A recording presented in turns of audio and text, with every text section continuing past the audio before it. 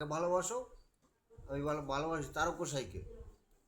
তখন বলছে, দেখ তোরা আমারে ভালোবাসো, আর ওই মহিলা কি বলতে আছে, মহিলা কি বলতে আছে কথাটা শোন। তখন বলতে আছে যে গুরু জিয়া গোবিন্দ মজে সেভাবেই নরকে মজে। বুঝছেন ঠাকুরের কথা? নিজের কথা। হ্যাঁ, তাহলে এখন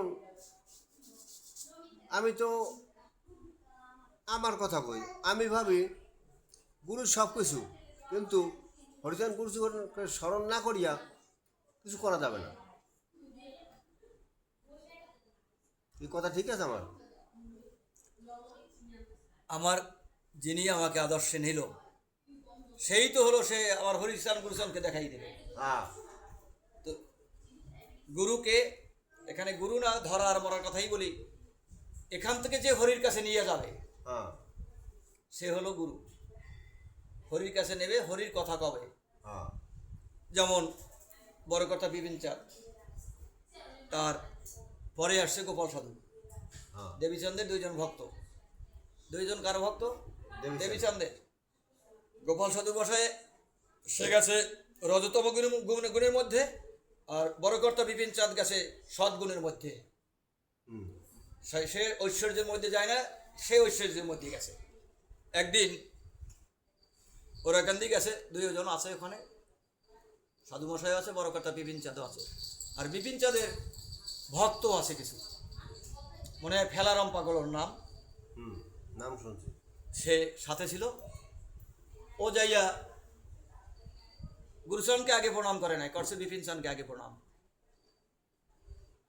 গুরুচরণ গদিতে বসা, বিপিন কর্তা, গোপাল কর্তা, অশ্বিনী সবাই ওখানে। সে প্রণাম করছে কাকে গিয়া? তার গুরু বিপিন চাঁদকে। এই তো অন্য মহারথীরা যে ঠাকুর তোমার অবজ্ঞা করছে, নালিশ দিচ্ছে গুরুচরণ ঠাকুরের কাছে। ওই বিপিনের ভক্ত বিপিনে প্রণাম করছে আগে, তোমারে প্রণাম করে নাই, তোমারে ঘৃণা করছে। তাই তোরা শান্ত হয়, আয় দেই আমি একটু জিগাই ওর দ্বারে কী কয়। ওর ডেকে জিগেছে, তুমি আমারে ঘৃণা করলা কেন? তুমি আমার কেডা? একটা ডাইরেক্ট বলছো, তুমি আমার কেডা? বিপিন আমার সব, তাই আমি ওকে আগে প্রণাম করছি, তুমি এর পর। হরি বল, হরি বল, হরি বল। সব ঠান্ডা হয়ে গেছে। মতুয়া ধর্মটা হলো এখানে মানামানির ধর্ম। গুরুতে যা বলবে তাই তুমি মানবা। এ জগতের যত কিছু আছে, কিন্তু পিতামাতা বাদ দিয়ে কিছু না।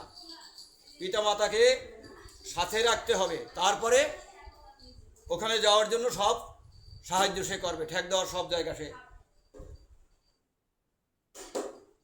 একদিন আমার গুরুদেব বলছিল, সেই দিকে আর যাবো না, সেটা সমাজে বলাও ঠিক হবে না, থাক ওদিক থাকা বন্ধ করো। জয় হরি বল। একটু সিধে করে দেবা, সকালে জল থাকবে। এই হাঁড়িটা পুটিং করতে হবে আগে। সোনার পাত্রে সিংহের দুগ্ধ রাখা যায়, মাইটা ভান্ডে রাখলে তা ফাইটা যায়। তাই বলছে কি, ওই যে এক হাঁড়ি জল তোমার আছে ঠিক, এটা ছিদ্র হইয়া না যায়, একটু পুটিং করে রাখতে হবে, তাহলে আর জল পড়তে পারবে না। এভাবে আস্তে আস্তে করিয়া অভ্যাস করতে হবে মানুষের। জয় হরি বল।